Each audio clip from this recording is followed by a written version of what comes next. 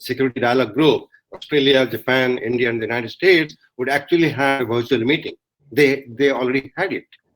And now, many people criticized actually when Joe Biden and our Prime Minister held a talk, and Joe Biden used the term Quad, and our PM did not, and the readout from Delhi did not use Quad. They thought, what's happening to India? Is India rethinking? That thing has been clear now after the meeting from the statement of our Foreign Minister.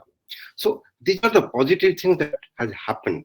Number 3 is, of course, Afghanistan. It's mentioned very clearly that the policy of Donald Trump is going to be reviewed for simple reason. Afghan government was sidelined completely. And he had a deal with Taliban, which is not even government. It is non-state actor. Trump administration had a deal at Doha. So this Doha deal is being re-examined. But this is a big challenge now. Whether the US is going to continue, or even after review, they are going to wind up the military operations in May 2021. That is going to create certain amount of issues between India and the United States, whether we are going to be on the same page or we have a different tack on that. India has tremendous amount of stake in Afghanistan. It has developed its soft power. It has spent $3 billion.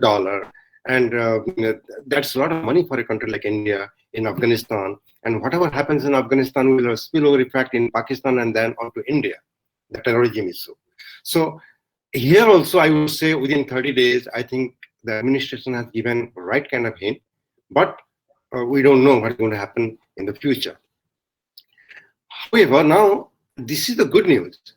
Very briefly, 2-3 minutes, let me move into the future. You know, he is going to be in power for 48 months. This is just 1 month. And the first month. So when we make an assessment of the first month, should we have some high hopes that the Indo-US Strategic Partnership, the trajectory is going to further up, or is it going to have too many bumps in the road? Now, going by history, the Clinton administration, the Obama administration, and now Joe Biden administration, I would argue that it is not going to be a very smooth road upward trajectory. We should expect challenges. We should expect certain bumps. We should prepare for it, and we should not allow those bumps to come in the way of the strategic partnership, which is going from strength to strength to strength. Now, what are the challenges? Very briefly, 1, 2, 3, 4 like this. Number one challenge is actually the economy. Now, the United States is stuck with an economic crisis. It is no longer the US, pre-pandemic. Then, of course, the rise of China and the supply chain issues are coming up in a very big way. So we should think that the 4 years of Biden administration is not going to be pre-pandemic political economy in the world and in the United States. A lot of new things are going to happen. The GSP issue is still there.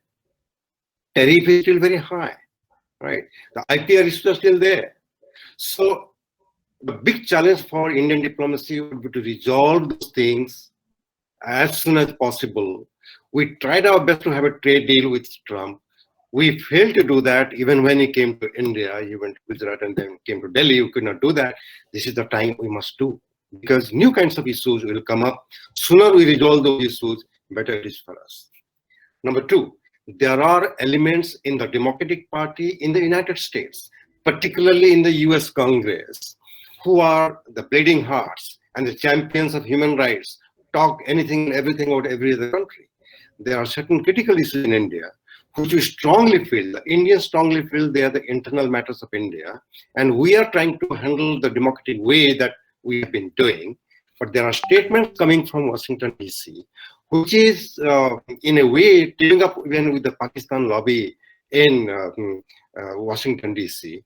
You can take a look at an article which came in South China Morning Post and then in Time magazine recently. You can have an idea how these kind of people are going to raise issues, Kashmir, for example, CAA, for example, all these issues, and including the farmers' protest. Now, if those statements are not handled properly, politically and diplomatically, the people-to-people exchange and their sentiments and their faith and their trust in the relationship will get affected. It's going to be a big challenge. finally, because time is short and we can have a good Q&A, finally, is Quad and China. You know, whether India and the US would be an alliance partner, if you go by the military exercises and the sophistication of military exercises are concerned, if you go by that, if you go by the arms procurement that India is doing from the United States, billions of dollars now, and if you see the strategic convergence that we have with the United States on Indo-Pacific and global order and all that, it looks like we are a de facto alliance partner. But Indians are so sentimental about strategic autonomy that we are not going to be a formal alliance partner with the United States. If that is the case, how India handles China and how the US would handle China are going to create issues. Certainly they are going to create issues. But it will be a big challenge, a big test for the Indian diplomacy to do things in such a way that we maintain our strategic autonomy, we have good defense and security ties with the United States, but at the same time, we are not an alliance partner. And we would not be party to a group which will be containing China. The containment doctrine in 21st century is not going to work out. The kind of Cold War we saw between the US and USSR is not going to happen between US and China. For the simple reason, it is going to be economically suicidal for both. The economic interdependence is so much. So in that kind of complexity, Indian diplomacy is going to face a very important challenge in handling the China factor in the future. I have so many things to say, but time is short, so let me stop here, Ambassador. Thank you very much, Professor Mahapatra. I think you have brought in the issues into a closer and closer around India. And as I pass it on to Vikram, I will just say that I think you have brought in several issues, but I think after Vikram makes his comments or during his comments, I'd love him to focus also on the main question as far as we were concerned was how deep is going to be the reset on China? Because that affects our Indo-Pacific policies, it affects the Quad, and also the factor that we have in the Trump years. As you said, there are ups and downs in every presidency, but the ups in the Trump year were really on the strategic side, were really on the defense side, something which Vikram is very well acquainted with. So I think those have given a certain new confidence to the security, strategic and defense relationship, which if there is no major reset on China, I think there will be, as looks at the moment, I think those will stand us in good stead. So over to you, Vikram. Thank you, Ambassador and Professor Mahapatra. I mean, I don't have much I need to say after such an excellent presentation on sort of the dynamics we're seeing after the first 30 days. And I really appreciate the retrospective look, to put things in context. If you count the Quad, our foreign ministers have engaged 3 or 4 times in 30 days. So they're talking every week practically. And I think the signal that sends is one of both continuity and of the United States wanting to maximize the strategic benefit of the partnership with India. The issues that were laid out, I think the best place for me to start, because I think you were absolutely right in how you cast the beginning days of the Biden administration. On the domestic front, it really is COVID, and getting it to a point where the country here is hearing a consistent message and is sort of preparing for the end of the COVID era because they see vaccinations coming and they see a plan to sort of get us back on track. It's pretty significant to see that the United States is the most COVID-affected country on earth, and that crisis and the economic crisis that goes with it are obviously the number 1, 2, and 3 priorities of the Biden administration, and primarily getting the next relief package through to sort of see us through this crisis in this calendar year. And yet, he's had the time and energy to focus on this individual outreach to India and on things like speaking at the Munich Security Conference, and on getting us to reset the things that were seen as the biggest aberrations of the Trump administration, the sort of the America alone aspects, where America withdrew from the Paris Climate Accord, where America withdrew from the World Health Organization. These things have been rapidly put back in place. And the assertion is that that the Trump was a departure, an anomaly, and that America is back. And I think we have to all agree that the rest of the world and Americans ourselves are hoping that that's true for the most part, but recognize that it might be that the America alone streak, does make a comeback. One of the great paradoxes of the Trump era when it comes to the Indo-Pacific, of course, is that even while American alliances were really being battered by this sort of Trump attitude that saw alliance partners more as free riders than as beneficial partners. Even then, at the same time, Trump's team built the Indo-Pacific construct up, deepened the partnership with India, clarified the strategic competition with China in ways that seem to be very consistent with the views of the incoming Biden administration. So there's this paradox where the main difference is going to be we'll probably stop bullying Japan and South Korea and be more constructive in those partnerships. But in the other areas, you'll probably see a building and a continuity. And since Professor Mahapatra covered so many areas so well, I thought maybe I would turn to both Ambassador Sarna's question on the China reset, but first on some of the areas that I think will be opportunities for the two countries.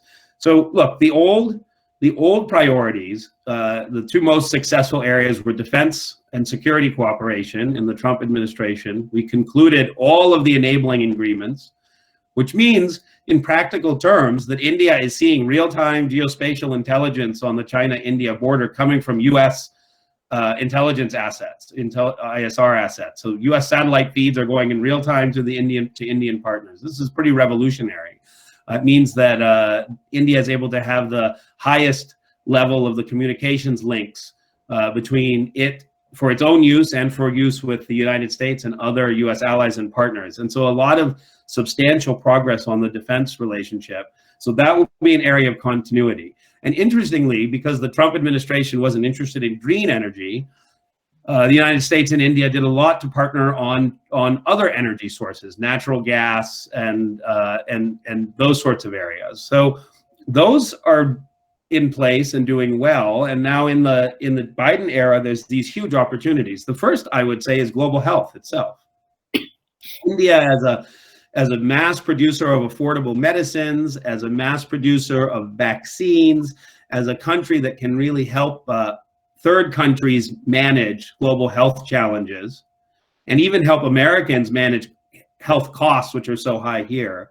And the United States, which has a major role in advancing global health. A partnership on global health issues between the United States and India could be both symbolically very meaningful and have a real impact, whether it was tackling malaria or preparing for a future pandemic.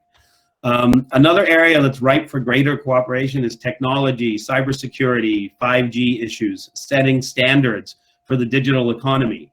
Now, this one's more bumpy because India kind of is setting its own path in a lot of these areas, and there's an outstanding question of whether India, the United States, and largely Europe could coordinate what that roadmap is going to look like for the 21st century in the digital economy.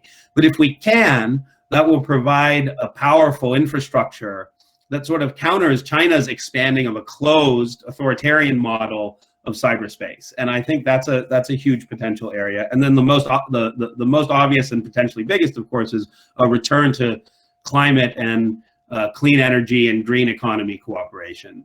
There's no doubt that Prime Minister Modi and President Obama at the time saw that as a major area of positive engagement and cooperation. And now it's had to go dormant through the Trump years. I think that's going to come back in a big way. in not just how we meet emissions targets, but in resilience for our cities and areas like that, in green buildings and areas like that. So I think there's a lot of potential in those areas. And then defense will just deepen. How we coordinate about the Chinese challenge, I think, will just get deeper. Maritime security, information security, cyber security, all of the border security. I think all of those areas will see deeper cooperation. We'll also look at deeper cooperation on counterterrorism. I think that's also another strong area that will continue. So what's very interesting about the US and India right now, to me, vis-a-vis China, is we're basically both trying to find a way back to a more constructive engagement with China. I don't believe that either country is looking for what you'd call a reset. I don't think you're looking for a strategic and economic dialogue that dwarfs every other bilateral relationship between, in the world for the United States.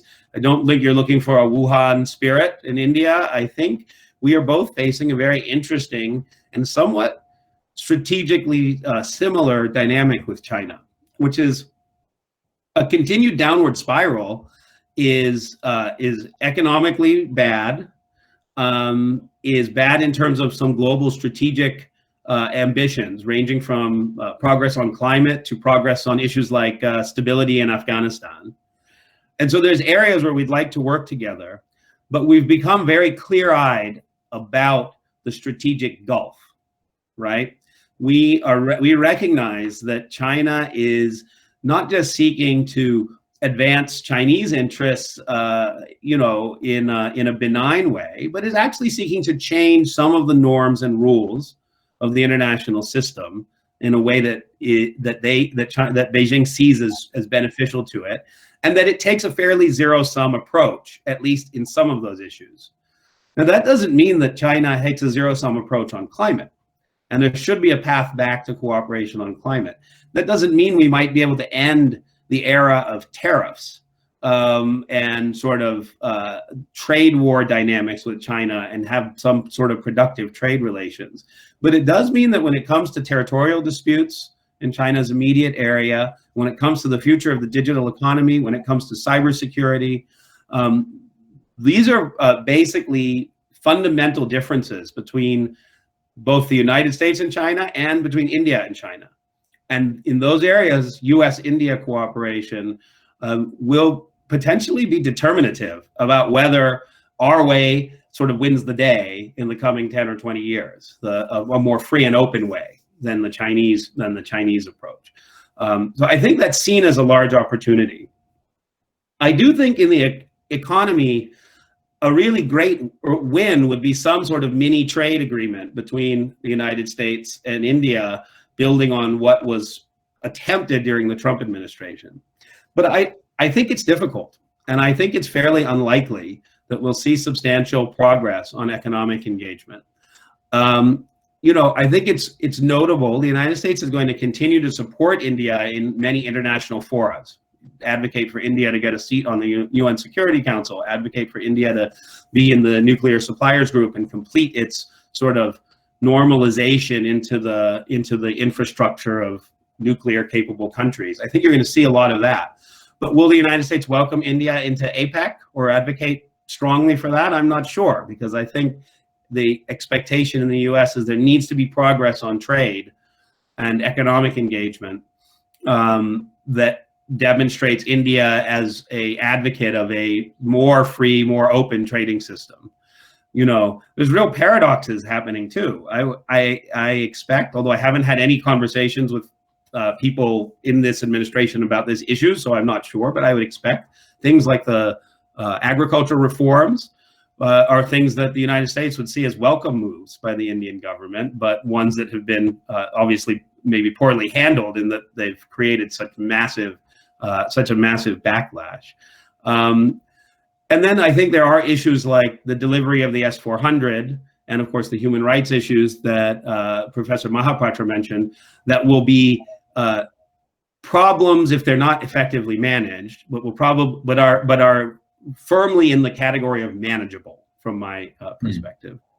So I'll leave it at that, Ambassador, because I don't want to fill all the time. But like Professor Mahapatra and you, I have a lot to say, but I'd be really curious where this distinguished young audience wants to take us. And I just wanted to say from Raisina House, you know, one of the great pleasures in my many times doing the Raisina conference has been Raisina's young scholars and experts. And, you know, you guys give us all a lot of hope for a great future. So thank you for having us. Well, thank you, Vikram, for that very, very detailed exposition, and we can come back to some of the points. At the moment, I don't see too many questions in the chat box, so let me expand this a bit. I think both speakers have identified opportunities as well as touched upon some of the problems. I think the problems we had during the Trump administration were essentially on trade issues, maybe some on immigration issues. I think both of you have said very rightly that we need to park those trade issues very quickly so that they get out of the way. But, you know, trade issues between India and the United States are nothing new. We've had IPR issues, we've had child labor issues, we've had all sorts of issues ever since I can remember, since the mid-90s. But always they have been sort of tucked into, you know, the broader strategic play of the relationship. And if we can't park them, then our second best hope is that we tuck them into a broader, more generous and less transactional approach than we had during the Trump administration. The other two issues, and I think you just mentioned it in passing, but I think perhaps both of you could speak to that now. I mean, we did have those two issues during at least my 2 years with the Trump administration, and then I think they carried on and somehow. One, of course, is our relations with Russia. Essentially, an expanding India-US defense relationship and the legacy of the Russian relationship focused on the S-400, but not alone. It also came up during our negotiations on on COMCASA, etc., because we do have to live with both different kinds of weapon systems. How much do you think this will play? Because here we don't have a true Trump-Putin love fest. We do have a problem. Biden has handled Russia for 50 years. So, that adversarial position is going to stay. So how, my feeling, before I pass it on, is that we need to be so important to the United States that they realize that they can't be sanctioning their own ally or partner, rather, not an ally. They can't be cutting their nose to spite their face. The second issue which we had, which we managed to sort of hold off and but not fully, was Iran. And the fact that India relies so heavily on Iran in terms of energy, the fact that we have our projects like the Chabahar, that we use Iran as an access to Afghanistan and Central Asia, and the future of US-Iran JCPOA, the nuclear deal, at the moment is up in the air. Only yesterday, Biden has spoken about it after, the first month. And we don't know how it's going to go because it's a complicated thing. The Iranians have their viewpoint, the Europeans have their viewpoint. So perhaps on these two issues, Professor Mahapatra, you'd like to come in, and then Vikram, you could follow.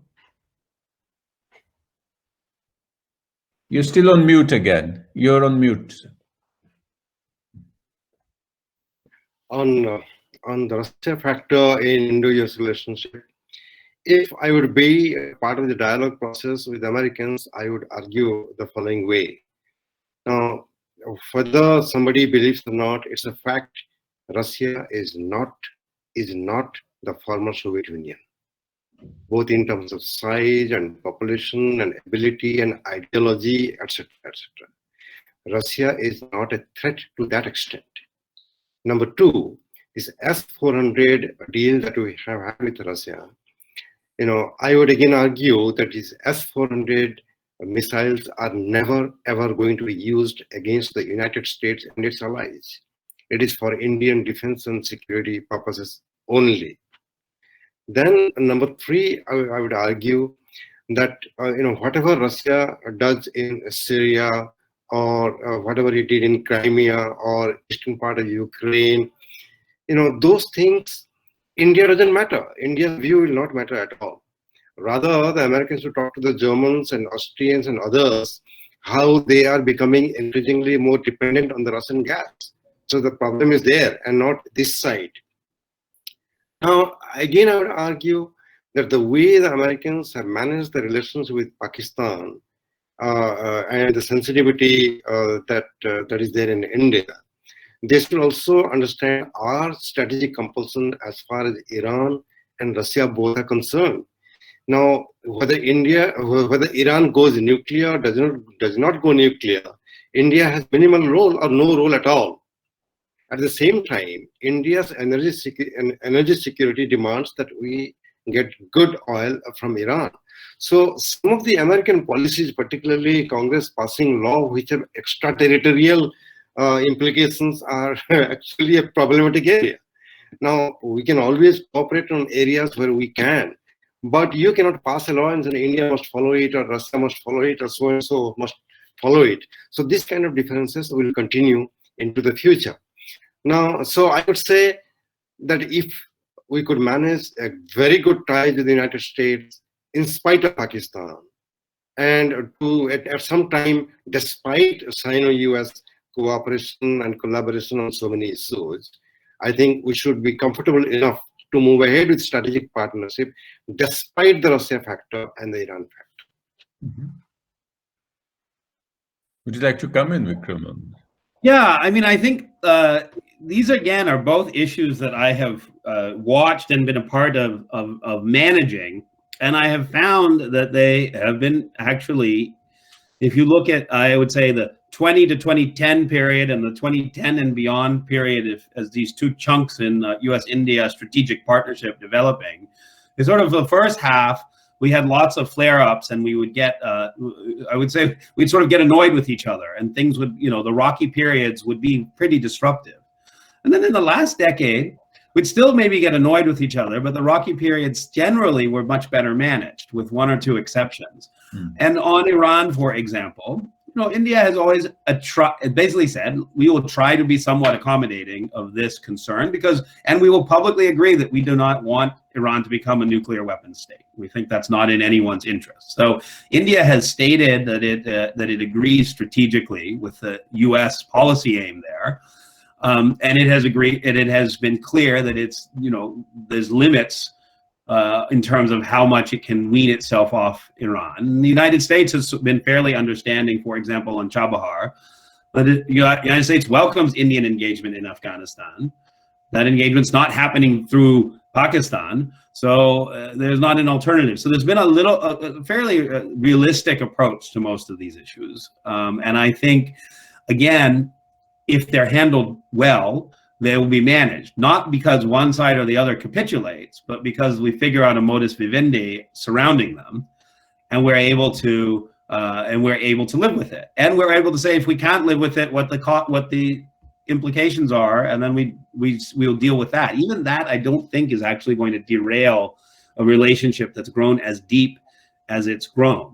Prime Minister Modi has managed to create a very strong bond with President Obama, a very strong bond with President Trump, and he has a pre-existing bond with President Biden, who's in power now. And so I think they will set a tone of telling both sides, teams, let's figure this out, right? Russia, again, becomes an issue that I think is where India is sort of in a strategic, in the blast radius of American concerns, not central to it, right? For America, it's much more concerning to have a NATO ally like Turkey moving towards Russia and Russian systems, rather than an Indian partner that has been moving steadily away from Russian dependence on Russian systems, right? So from our perspective, this is something that might be hard for some legislators and others who maybe don't pay close attention, but we have to recognize we have sort of 20 years of strategic partnership, US and India, and decades of India and Russia being partners. and India having legacy that means its strategic systems are of Russian origin. And there's no escaping that. And that doesn't change in 1 year or 5 years or 10 years or even 20 years. I mean, those are long-term,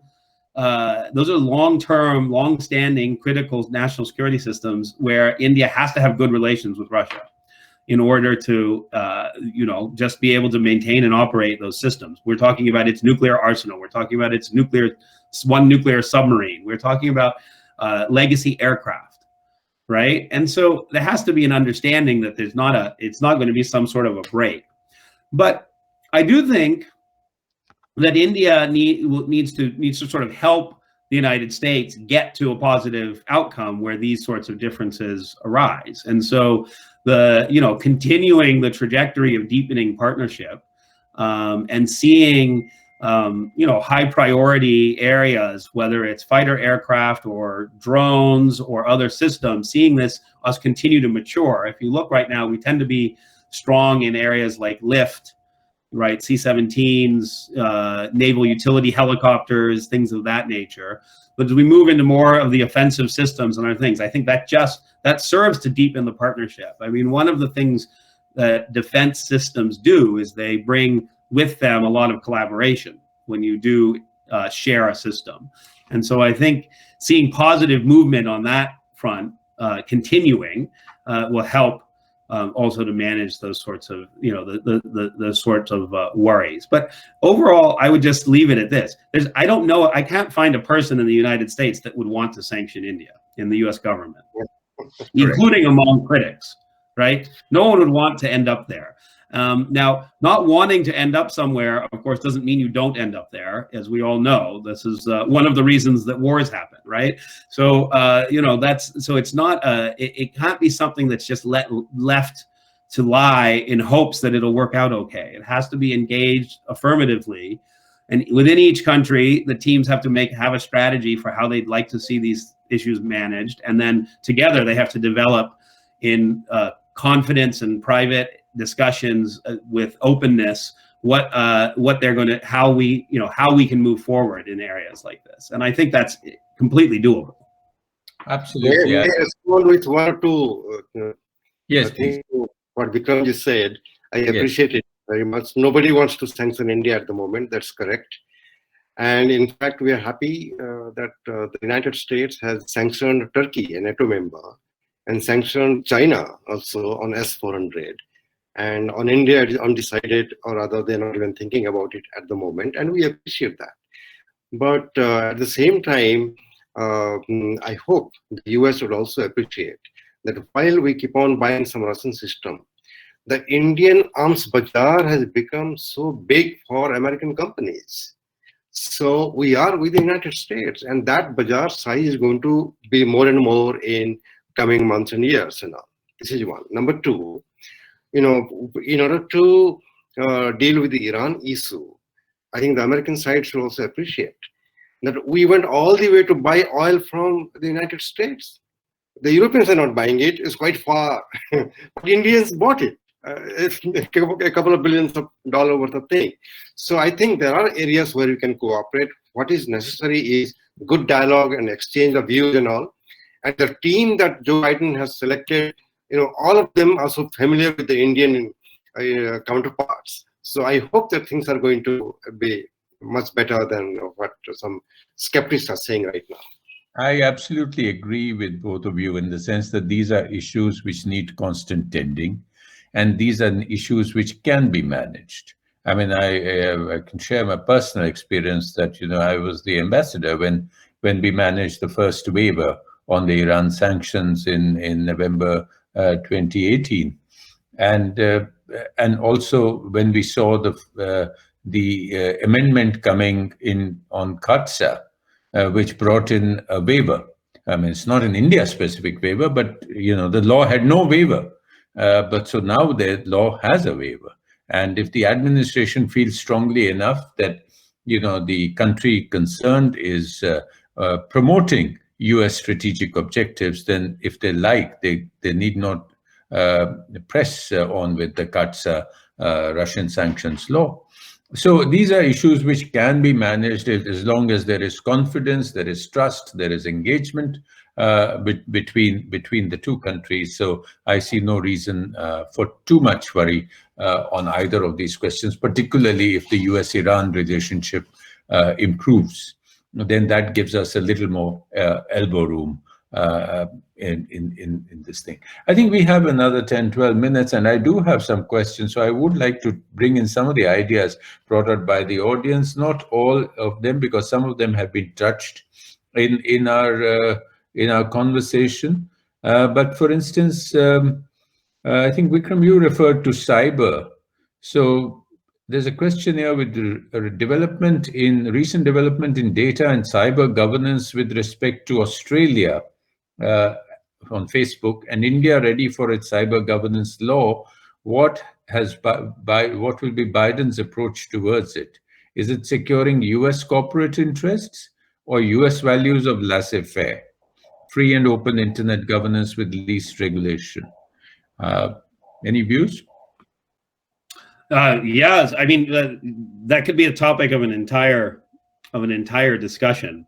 You know, we have a very interesting dynamic going on issues like cybersecurity and internet governance, which is that, you know, in the United States, the state of California has set its own standards. You know, the European Union, a supranational government structure, has set its own standards. India is setting its own standards, and Australia has now popped up with, you know, in a more limited way, targeting the economic, trying to protect traditional media and force internet platforms to provide some resources to the traditional media that they promote on their sites.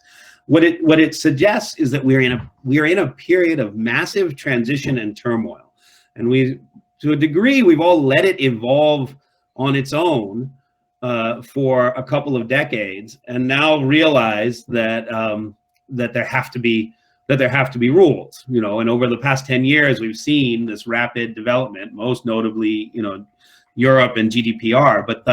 But all countries are grappling with this. And one of the questions is, in Asia, the Quad countries, and then across the board with the Europeans, will essentially, you know, more or less the democracies have a framework for internet governance and cyber issues that that becomes broadly accepted, maybe 80% common and only 20% differing between and among countries.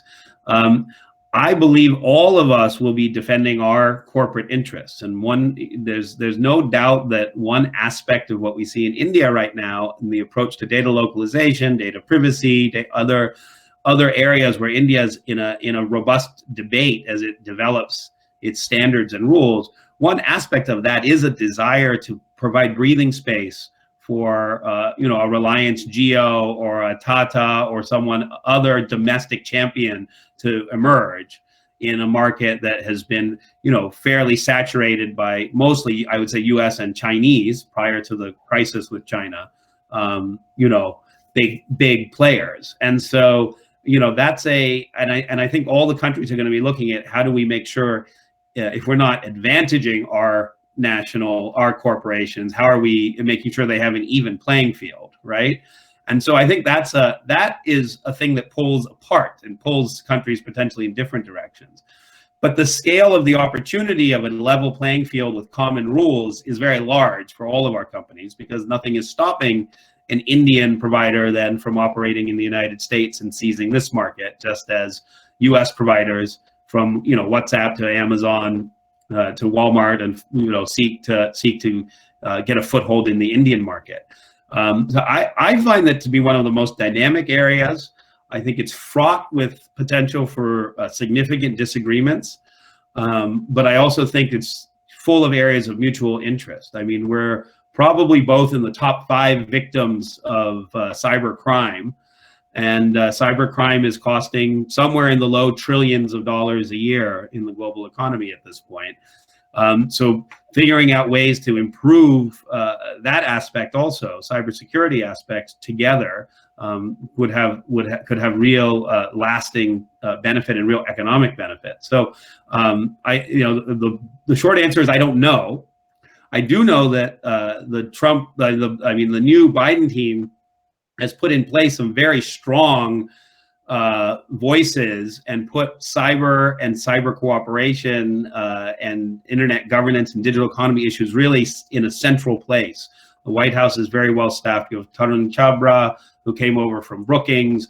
You're going to elevate the sort of cyber czar position. National Cyber Director is now Senate confirmed, critical position in the White House. So this is, you're seeing a major new focus. So I think that's going to give us a lot of opportunities to engage with folks like Lieutenant General Pant on cybersecurity in India. Thank you. And Professor Mahapatra, I think I threw a question your way, and which will also could be your sort of closing remarks, and then I would take on one question and close the session with that.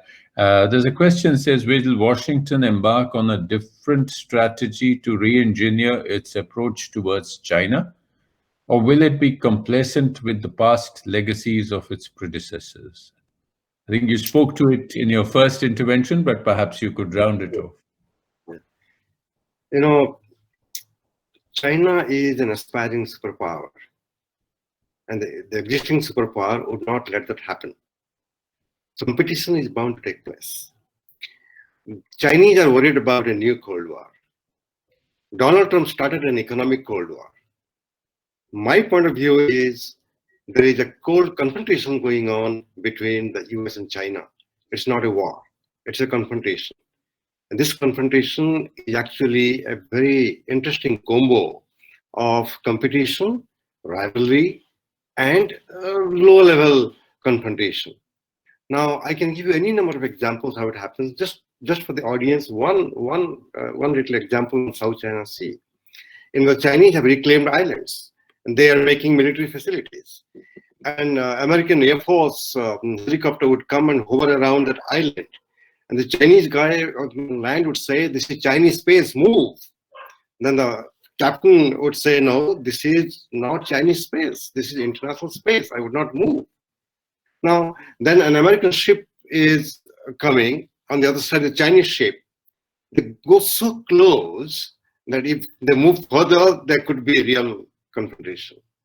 But then the game of chicken begins. Who is going to move first? So, in other words, what I'm hinting at is the competition with China is going to be so fierce in coming days and years that Joe Biden administration and the future administration will have to devise newer and newer strategies to deal with China. So they are not going to close their eyes to what China is doing. Maybe ultimately, the American security, American economy depends on the Indo-Pacific. Large number of American trade is done in Indo-Pacific, not across the Atlantic now. Even the investment. So, but I believe the Americans can do it. There are 700 American military bases around the world even now. Chinese have won in Djibouti. In Djibouti, even the Japanese have won and the Americans have won. Right. Americans have 11 aircraft carriers. Chinese are building number 3. So ultimately, if you see, if you highlight only the positive developments of China, military modernization, naval modernization, assault weapon and all, it looks as if China is going to replace the US as number 1. But when you go and scratch the surface and go deeper, the US at the moment is still number 1. And the real challenge is coming from China. And the strategy has to be managed that. For 70 odd years, the US is, having the primacy in global affairs. That will continue into the foreseeable future. Thank you so much. I have one little addendum to what Professor Mahapatra just said, which is entirely accurate. But what doesn't make a lot of news, of course, is that the Chinese do the exact same thing to everyone else. So if an Indian military vessel is heading off towards Japan, or if the Vietnamese are basically in what they consider their own territorial waters, they get the exact same message and confrontation, threat from the Chinese. And I think what will be dispositive in this is whether whether countries decide they sort of together are strong enough to tell the Chinese, okay, this is where there's a line. And I don't know if the United States alone can do it, if for no other reason than the Chinese are the resident power. I mean, they are right there. So as they build up these capabilities, they're in a position, if it's just the US sailing through complaining that this is international waters, I don't know how well that will go. I think it was going to require nations across ASEAN, South Asia, Australia, Japan, and others to be making the same point and really be demanding that the Chinese follow what we all interpret as what is or isn't international waters. And that extends to other domains as well. But I think that cooperation will be critical. I think that's absolutely right. Yeah. You know, the United States did not go it alone in Afghanistan. It did not go it alone in Korea and Vietnam. It did not go alone in Iraq. So on China also, no question the US will go alone. It's only the US and the willing partners and the alliance partners.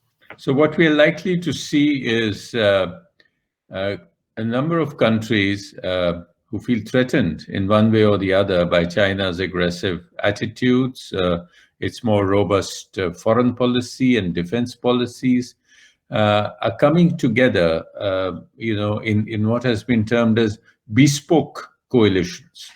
So the Quad is a kind of a bespoke coalition. It's not a structure so far. You have similar sort of coalitions on other issues, both military, defense, economic, trade, and I think probably no country can handle China alone, certainly not India, and definitely perhaps not even the United States.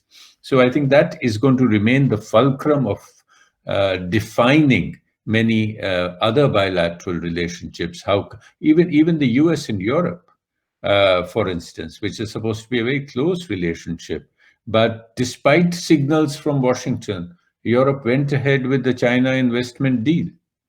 And you're going to, that's a problem, which the US would not have liked that to happen. So there are going to be problems regarding Huawei. There are going to be problems regarding 5G. There are going to be issues regarding maritime freedoms and security, BRI issues, economic issues, loss of sovereignty issues, in particularly in our part of the world, and with China, we've seen it in different countries. So I think that aspect is going to be central to that. And I've been asked specifically to say whether can India-US alliance become a new special relationship? I'm not sure. I don't like the word alliance between India and the US, because we are not allies, and we sort of make a big issue of these things, that and we are not a treaty ally, certainly. So I think we will remain, we are, and we will remain very important non-treaty partners for each other. It is today probably the most varied and layered relationship that India has with any country. We've talked about the security, defense, counterterrorism, people-to-people relations, the presence of the diaspora, economic potential, if not exactly fulfillment of the relationship, an increasing trust in terms of equipment, because of the various agreements that we have been able to sign, because of the exercises we are doing together, and a fundamentally an alignment of worldviews. And whether we name it or not, the fact that China is an adversary for both of us is a cementing factor. So these I think this will remain a very, very important relationship. But India, I don't think, has ever been or will be in the business of sort of forming teams against some others. We like to keep it open. We like to keep it inclusive. We like to practice what is today called strategic autonomy, so we can take full advantage for India as we can. So I will leave it at that, and I would like to thank Professor Chintamani Mahapatra, and I would like to thank Vikram J. Singh for very, very incisive, analytical views on all the issues presented. I would like to thank Raisina House to giving me this opportunity and turn it back to you. Thank you. Thank you, Ambassador Sarna. I would now like to take this moment to present the formal vote of thanks on behalf of Raisina House. I would like to thank Ambassador Navtej Sarna, IFS retired, for chairing the session.